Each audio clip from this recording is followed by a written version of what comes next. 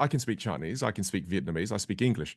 I can also speak entrepreneur, right? I think it's interesting because I never thought of, until you brought it up there, I never thought of entrepreneurship as a language. True. It is. And I know you cook. I know you're a part chef as well. And cooking is Yes. also a language, right? These are all languages. And also learning the language of love, learning the language of entrepreneurship, learning the language of cooking. I think the more languages you learn,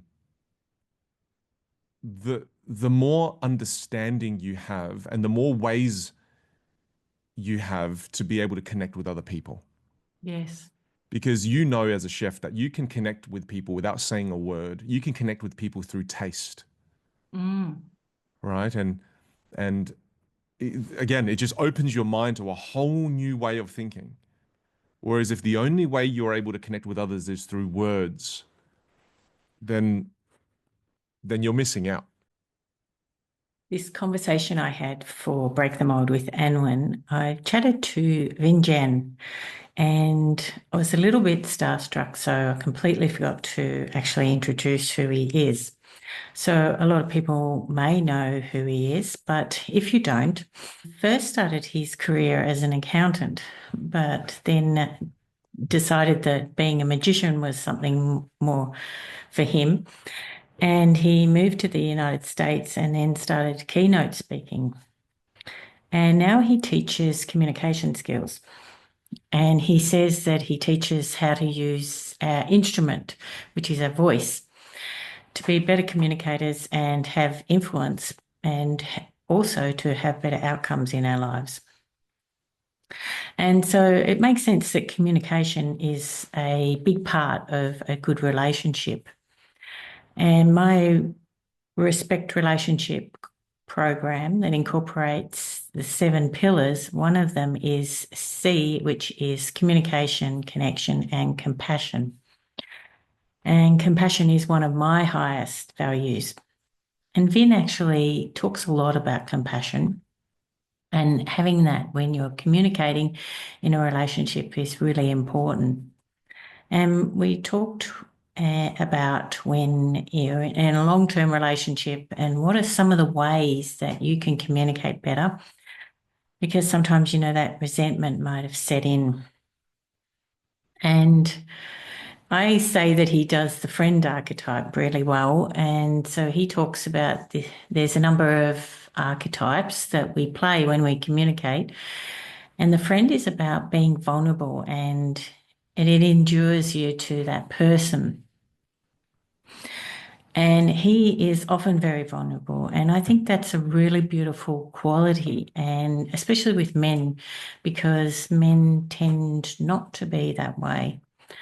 And Brene Brown says that, courage is when we are willing to be vulnerable, which really pays off. And that's also what I've found in my work too. It's like part of the lessons that Vin talks about, which is when people are often afraid to fail. And when we do, we step out and take a risk and break the mold, then that's when you can really find joy and growth and transformation can occur. One of the things that Vin has said he has a great passion for is cooking, and that food heals. And I'm of the same belief, and especially in this day and age of all this modern convenience, when we have so much of it ready at our fingertips, we're the most unhealthy that we've ever been. And so it's about nurturing your soul as well. And research has shown that all this processed food and gut problems are actually causing depression. And when you can address this from a nutritional hack, like it adds another dimension. And this is where I got the idea of combining both my professions together. So where used my relationship coaching plus the art of cooking to heal your relationship. Vanessa Van Edwards, a body language expert, has said that contempt can set in with our relationships, and the only way out of contempt is actually by experiential stuff. So when we do stuff together, we produce those oxytocin and the endorphins, and that's when we can change. so we can see the growth together and in our relationship.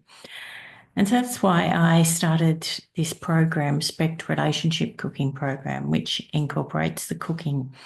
So there's a link below. And I hope that you enjoy this interview because I certainly did. Welcome to Break the Mould with Anwyn. I'm here today with Vinh Giang. Hello, Anwyn. And it's amazing to have you here. I have so much respect for you and what you've achieved. Yeah, it's a great honour for you to come and talk to me today. Thanks, Anwyn. I'm really excited to connect with you. I really enjoyed our time together at the workshop, and now you've joined our community as well. It's just so wonderful to have your presence and be connected with you. Thank you. Yeah, my pleasure. Well, yeah, like when I came to the Melbourne show that you did, and you talked about Adam Chaya, Yeah. the guy from Siri, Mm-hmm. and you approached him to have a chat, and that kind of changed your life. And so this is sort of, like I remember I did a course once with Money and You, and they talked about Buckminster Fuller. Mm. And he basically said, if you don't ask, you don't get. And I've always remembered that, and I've always, asked for these opportunities, and I think that amazing things can happen. Oh, it's beautiful. It's so true. I think one of my favorite quotes, I can't remember who said this, but if you don't ask, the answer is always no, right? Well, that's right. Yes, Yeah. that's true. Yeah, and I also ask for a lot of things too, and I'm so proud of you for doing this, right? We do to some extent create our own realities. Yes, And this this is is us doing true. so. Yeah. Yeah. Maybe go back to like when we're children, Mm. we have this idea of fitting in and being accepted and being liked. And like you, I I love that you are like still friends with Lenny, that you talk about your mate at school, and he was like somebody that you looked up to because he had that charisma or something that he got the girls. He's good And at sports. He was good at sports. oh, good at sport. He was really good at sports. So, like, like most people might sort of say, well, like they're just envious and then they don't want to be their friend, but you were curious. So what gave you that curiosity? Well, I think what made me really curious about Lenny when we first became friends was how good he was at handball, how good he was at football, how good he also was at a game we played called pitball. I just couldn't I just couldn't understand how someone was so talented and so good at what they were doing. And I think I've always been drawn to mastery. I've always been Right. drawn to people who are good at things. And when I was young, I was really chubby, I wasn't very athletic, and I never let my own shortcomings kind of stop me from being curious. Mm. And then it was amazing because then I started to be curious about Lenny and handball and same thing with us being on this call together right now. Lenny's like, "Oh, I'll teach you at recess." And because of someone's compassion and they're so loving and so kind, he taught me how to play handball and I got really good at handball. Right. And I think I just had a really good positive experience early in my life. When I was curious, I was lucky enough to meet people who were willing to teach me. So Mm. that curiosity was always met with kindness. It was always met with a bit of compassion and that love. And it's what inspires me today to continue to try to do that as much as I can. Mm. Because it's so beautiful. I think kids are naturally curious. Is like my daughter right now. She's 15, 16 months old, and I'm seeing her again because my son, he's 8 now and he's still curious, but babies have this beautiful curious mind where she's opening every cupboard. She's checking. It pisses my wife off to the max, but I love it because I see curiosity. I see this mind that's like, well, what does this snack taste like? What about the next one and the next one and what's in this cupboard? And it's it's beautiful. And we tend to lose that because of Yes. rejection. Because as you True. get older, you start to be curious and you go, oh, hey, how does that work? Stop asking questions, right? Yes. And that Yes, so rejection true. stops us from being curious, which is a shame. Yeah. Yeah. And like I was saying that, you know, when you're a child, you want to fit Mm. in. And then as an adult, when you go into business world, it's about Mm. standing out and being different. And so then you have to embrace those unique qualities, which is really interesting that it's totally flipped. It is, especially Yeah. during those teenage years, the pressure to fit in is crazy. Yes, yes. Crazy, right? And some of us don't find our individuality again after that. You know, I think it's a very scary.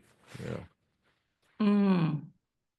And so also I was curious about the your entrepreneurial skills. Like very early on, you did this, you know, you were selling things on I don't know, you were buying them, you On went eBay. overseas and got Yeah. them, Yeah, like I did. electrical goods and things. So Mm. where did that entrepreneurial skill come from? Came from mum and dad, came from my uncles. So my dad's got many brothers. He's got six brothers and seven. One passed away. And dad's always just been so entrepreneurial with his brothers. So growing up, my parents, uncles, aunties all worked on the farm. So we grew up understanding how farming works. It's like, oh, well, you nourish the ground, you fertilize the ground, and then you can grow things, and then you can take them and sell them to agents, and then you can sell them to grocery stores. So as children, we were in these farming sheds or every weekend, every day after school. We were folding boxes and everything. And so we watched them build a business. And then after that, we Wow. realized that we watch them go, oh, we're selling to middlemen right now. We're selling to agents our vegetables who then sell them to grocery stores. Why don't we just cancel out the middlemen and start our own grocery store? Right now we can be the whole thing. And then I watch them start their own grocery store.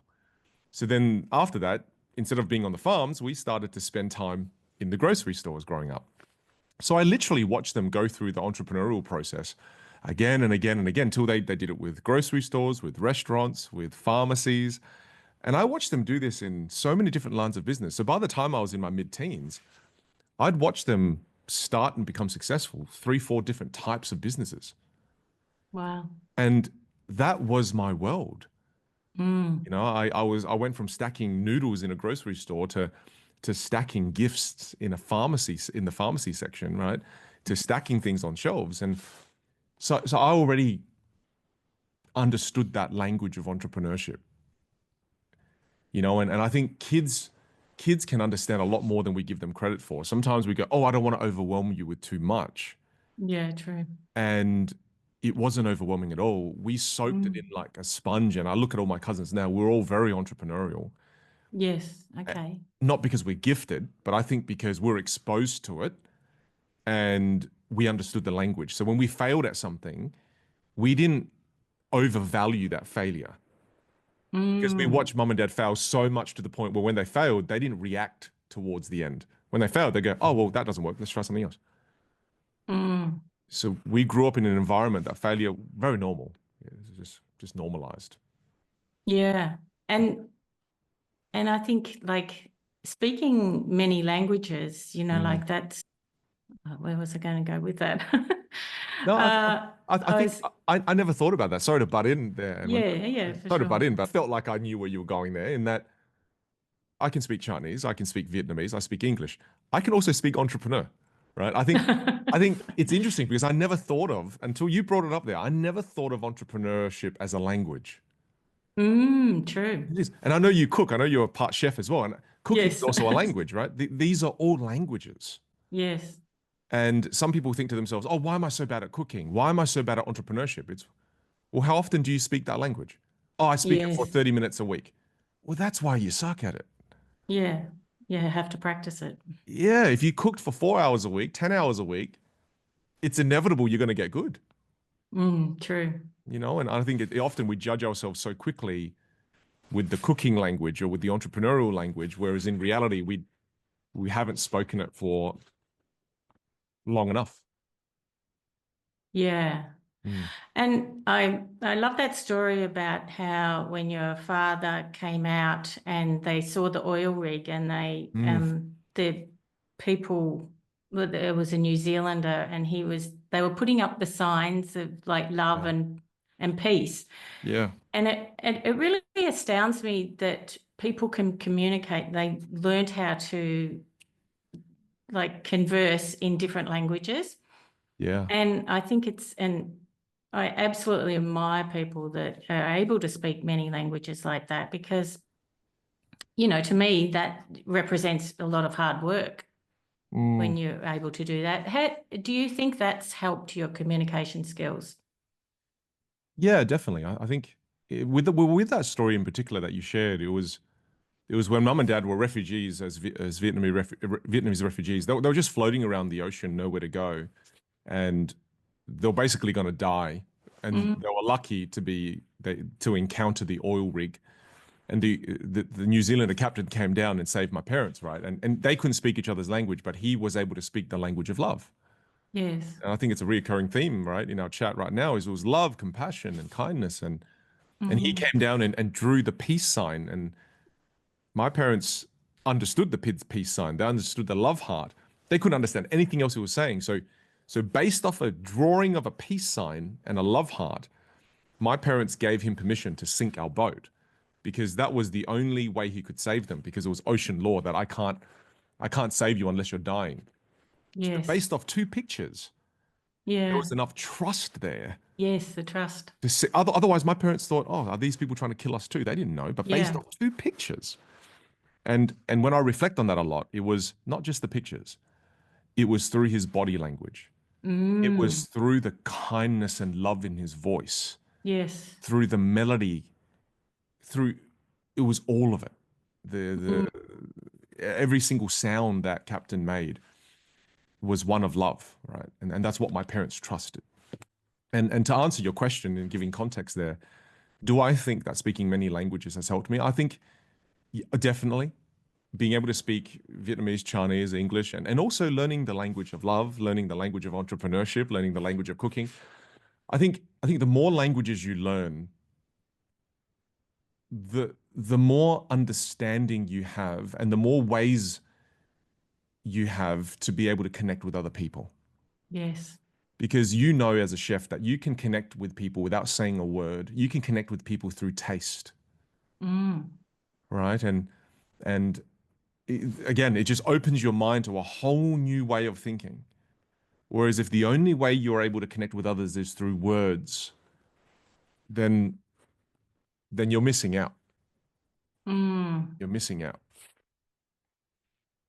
Yeah. And I really like also what your father said when you wanted to change careers about, in life, you have to jump as high as you Mm, can mm, and that he would be there, he'd be your net. yeah. And that's really beautiful because like he valued security and stuff and so it was really out of his comfort zone in a Mm, way, wasn't it, to support you? But that's the faith or the belief in you. mm. Do you think it was about faith? I think it was my dad coming to the realization that he didn't risk his life to find freedom, to then force his son to do something he doesn't want to do. My dad escaped communism, right? Yeah. So my dad leaving the country, risking his life to leave. A lot of Vietnamese families died on that journey, and it was very real. That we the chance of us dying was very high. Our family dying and passing away, and me never existing was very high. So I think when my dad reflected upon his life and thought, did I do all of that to then push my son into something that he doesn't want to do? Did I chase freedom to only trap my son, to dictate how he lives his life? And I think dad is a very wise and philosophical man. So I think when he went on that journey as a father, he quickly realized that he'd been blinded by love. He'd been blinded by fear. Sometimes we're so afraid of setting the people we love free out of the fear that they might get hurt. You know, and I think now that I'm a father too, I know exactly how my dad feels. Mm. We are so afraid to put our kids into situations that are difficult. And yet when we reflect upon our own lives, it is only through those most difficult and challenging moments that we grew and have become the people that we are. Yes. Yet sometimes we starve our children of those very moments that they need to become the people they're going to be. Mm. So Yes. I'm coming to that same realization. I'm having to learn the exact same lesson my dad learned, and it's give them freedom, let them Mm. fly, let them jump, let them fall, let them Yeah. scuff their knees and bruise their elbows. You know, let them do those things. Yeah. I think I had very lenient parents. Mm, And so, yeah, they kind of let us do a lot of things and make a lot of mistakes. And mm, so mm. that's kind of how, yeah, we brought up our children too. Yeah, we Yeah, were, yeah, allowed them to do that. yeah, that's beautiful, and I think my dad could have very easily clipped my wings, and he chose not to, and I'm very grateful for that. Because if he didn't let me jump, if he didn't encourage me to jump, I probably wouldn't have. Because I would have also clung to security. I would have probably also clung to the safe route and not walk the path less traveled. Mm. Yeah. Mm. And These are wonderful questions. oh, Thank you for oh, being so thoughtful in them. This is a beautiful conversation. thank you. Mm. And I particularly love the story how you met your now wife. Mm. And was she in a friendship group of somebody you knew, or Yeah. she was? I didn't really know them. There was just these group of pharmacists who were these group of girls who were pharmacists, and us guys were single. I fancied them. I just was looking for love and knew that a party was going on. The word around town was, "Oh, there's this graduation party." And I was like, "Oh, those girls are there. Oh, let's go." Yeah. And me and my friends kind of crashed that party. Yep. Yeah. And so maybe you could tell that story just Yeah. briefly, the line that you Yeah. said. Yeah. Oh, it's so cheesy, but I love it. Yes, I mean, so I crashed a graduation party, and the girl who I fancied, who's now my wife, was there, and at the time I was very heavily into magic, so I told my group of boyfriends, guy friends there, I said, "Hey, watch this, watch as I go woo her with my magic skills," and I walked up to her at the bar and I said, I said, "Would you be impressed if I transform this King of Hearts into the Queen of Hearts like yourself?" You know, and at the time I thought this was such a good line. Now in hindsight, I know how nauseating it is. And then she said no. And I was so shocked because I expected her to say yes to see a magic trick. And she said no. And so I walked away with my tail between my legs. And I was just teased that night relentlessly. I kept going back to the same bar though. I went there 4 times in a row just to try to see her again. And she was there the fourth time. To which I walked up to her again, took all the confidence in my body to do that.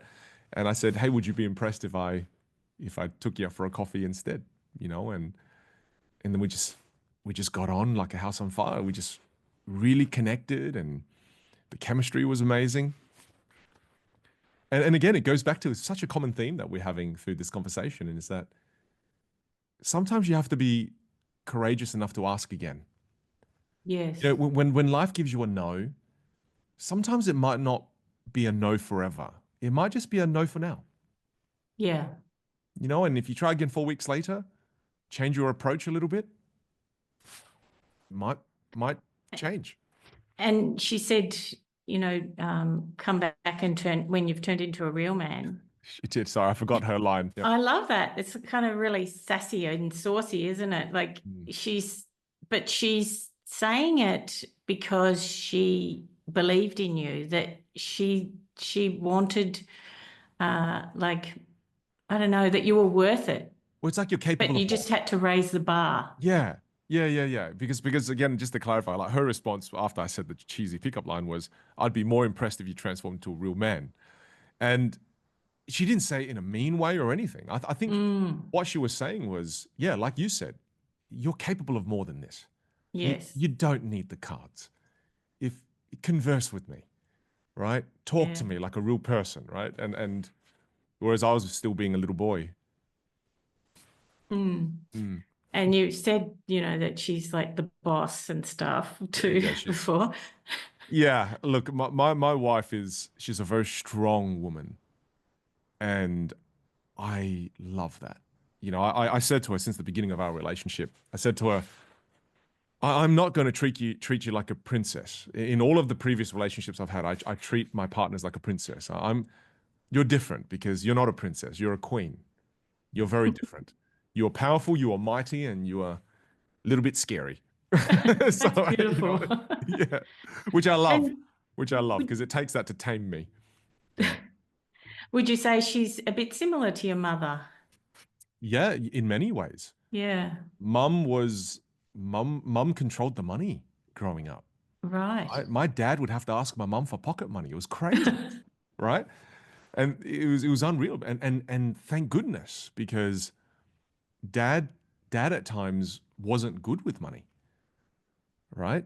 Whereas mum was amazing at money with one income, and dad worked, and yet mum controlled the money. It was crazy.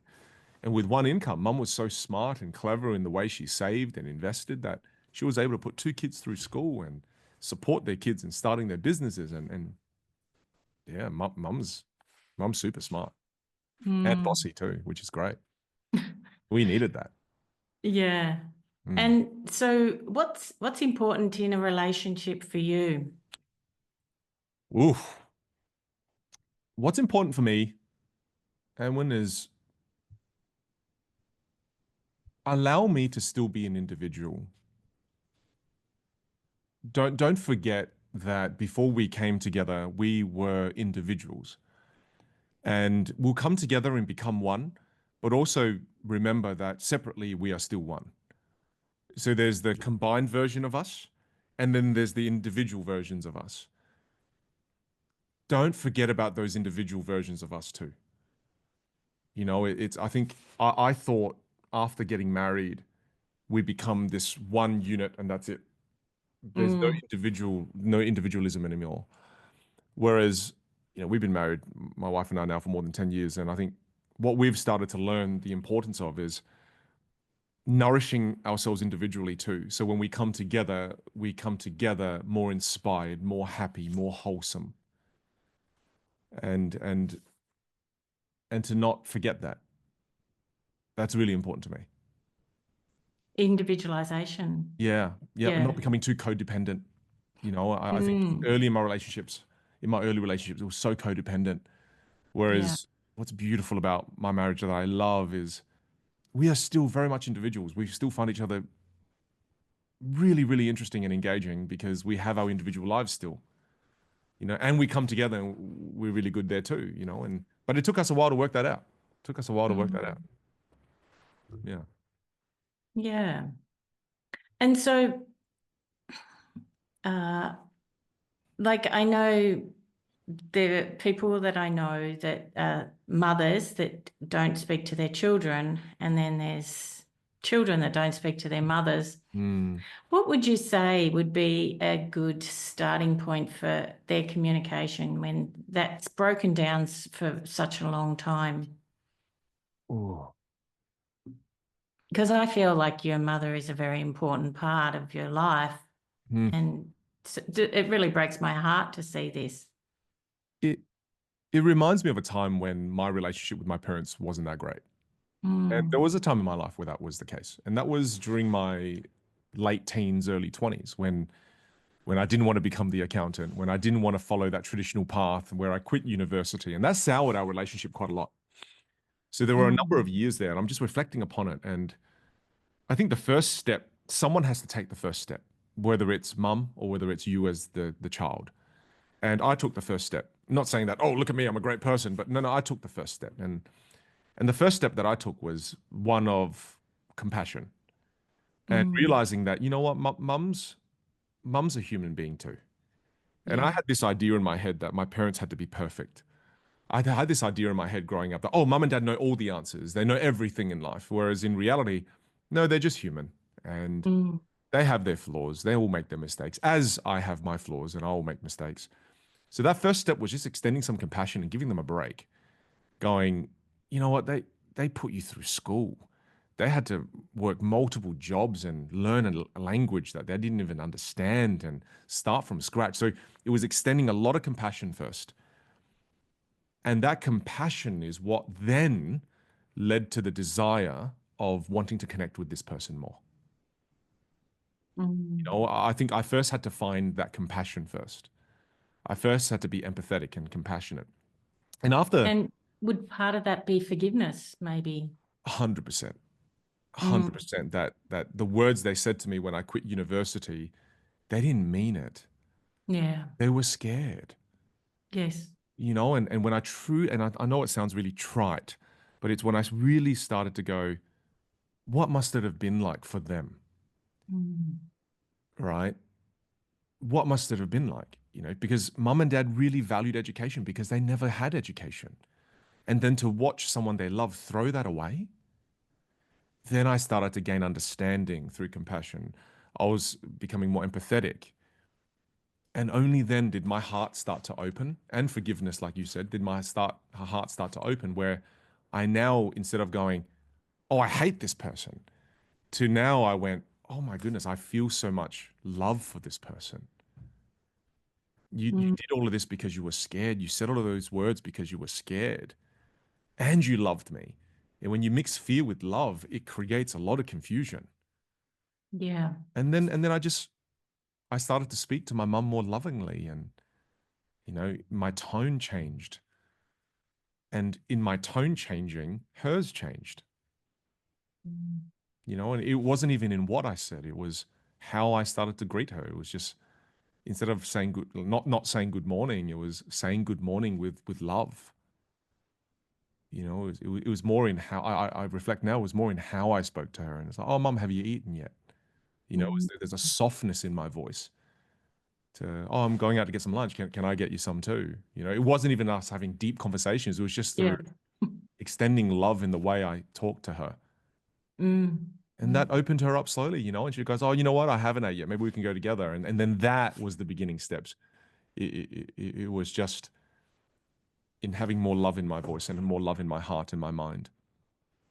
Yeah. Mm. It's interesting that exercise that we did in the community was about is that how it is, you know, and then you put a different emotion onto it and it Yeah. changes it completely. Yeah, it Yeah. does. It does. Because like you said, to give people context or listening to this now, it's the words, is that how it is?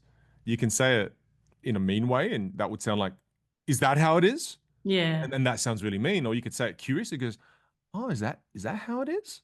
Now it sounds curious, Yes. right? And just the emotion can change the delivery. And you know, to make it really pragmatic for people, I just think if you're wanting to connect with mum or dad or someone you love, and you've had a tough relationship, or there's a little bit of conflict there, the best thing you can do to start is start speaking with more love in your voice, more kindness, more Yeah. compassion, and watch that alone start to soften the other person.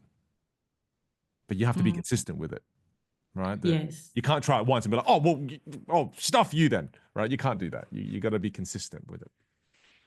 It's a great place to start. Yeah. Yeah. Hmm. Mm. And so is there any words of advice that you could give to people? I'm thinking about long-term relationships. So quite Mm. often I've heard you talk about like if you want to attract somebody in a dating situation, which is when you're just meeting them. But Mm. so when maybe there's, like, bad habits have set in and, you've, there's maybe resentment or something like that. Mm. Like, is there any tips that you could give on communicating in a relationship? I think in a relationship, one of the most important things we can do, especially in today's world, is presence. Yeah. I think the willingness to truly be present. It's like us both on this call right now. I can feel your presence, and I hope you can feel mine. In that Mm. we're locked into this conversation. We're not doing anything else.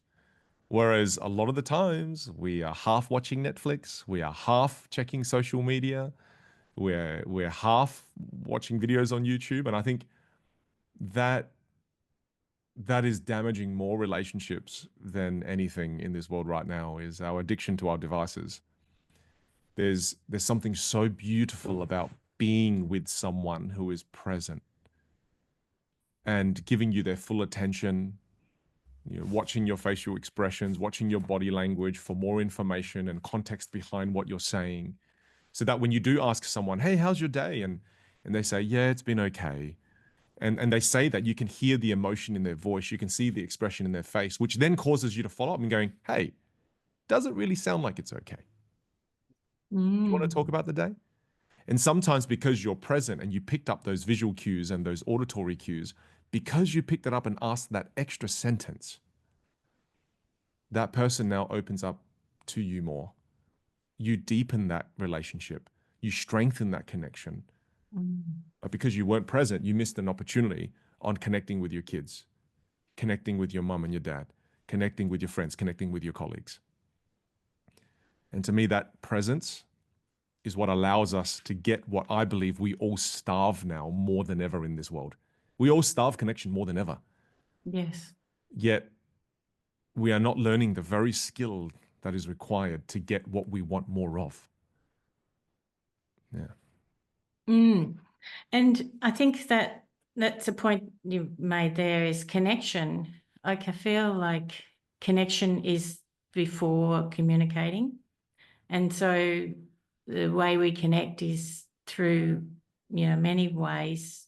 It's sort of like it can be a physical touch or something like that, that develops that the you can start the conversation. Yeah. Well, I mean, to round it out as well, Anwyn, I think you can connect through, like you said, touch. You can connect through giving someone a gift. You can connect through words of affirmation. You can connect through doing something for someone, acts of service. Yes. Right? It's the 5 love languages, right? There are so many different ways to connect with someone. And I think the most important thing you can do, if you listen to this and you feel inspired, is go spend time with someone you love and commit to being present for that 30 to 45 minutes. Just really commit to being present and being curious, right? So just in summation with all the things we spoke about, if you go into that connection with someone you love as a call to action in this video, and you are present, you are curious, and you're compassionate, watch just what those 3 things do. Yes. You will be shocked. Ask more questions than you say and than you talk, right? Be curious, be compassionate, be loving in your response, and just be present. Watch what that does. Yeah. Yeah. Beautiful. Yeah. Thank you so much for this conversation. Yes, it's been brilliant. Yeah, thank you. Yeah. Thank you for taking time out of your day. You're very generous. It's interesting, like you do the friend archetype so well. Like I feel like I know you well. Oh, thank you. Yeah. Like you are a friend, like it's a beautiful thing. I think it's something I've had to learn. I've gone through my life not learning this and struggled in relationships and not knowing why, thinking I wasn't capable. So I made a lot of incorrect assumptions along the way, whereas now I've just learned all of this is a skill and we all can learn this. Yeah. So, hey. Well, you've done it exceptionally well. Thank you. And you're on your journey too. And I'm excited. Yes. Hey. Oh, my pleasure. My pleasure. It was so nice to spend time with you and so beautiful to see you in the community as well. And great to talk to you now as well. You have such a kind heart and I can feel it. Oh, thank you. So do you. Yeah, thank you. And so where can people reach you? They can find me on Instagram at AskVin, AskVINH. And if you just search my name, Vin, VINH, you'll find me. Yeah. Yeah. So, yeah, thank you so much.